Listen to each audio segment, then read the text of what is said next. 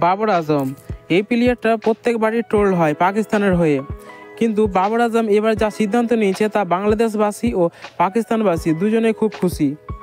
জুয়ার সাথে সম্পর্ক না গড়তে 15 কোটির অফার ফেলে বাংলাদেশে বাবর আজম এসেছে বিপিএল খেলতে। বাবর আজমকে আইএল টি-20 খেলার জন্য $5 লক্ষ এবং আইএল টি-20-র ব্র্যান্ড অ্যাম্বাসেডর হওয়ার জন্য সব মিলিয়ে 15 কোটি টাকার অফার করা হয়েছিল, কিন্তু তিনি তা প্রত্যাখ্যান করেছেন, বিপিএলকে বেছে নিয়েছেন। কারণ আইএল টি-20-তে প্রতিটি দলের জার্সিতে বেটিং সাইটের বিজ্ঞাপন ছিল। জুয়ার সাথে সম্পর্ক না গড়ায় বিসিবি কি ধন্যবাদ দিতে পারে বাবর আজমকে? তাছাড়া বাবর আজম মনে করে বাংলাদেশের কন্ডিশন তাকে ওয়েস্ট ইন্ডিজের টি-20 বিশ্বকাপের জন্য প্রস্তুতি নিতে সাহায্য করবে। বাবর আজম যে একটা বড় মাপের প্লেয়ার সে ব্যাপারে তো কোনো সন্দেহ নেই, কিন্তু বাবর আজমের স্ট্রাইক রেট নিয়ে অনেক দর্শকরা অনেক কথাই বলে।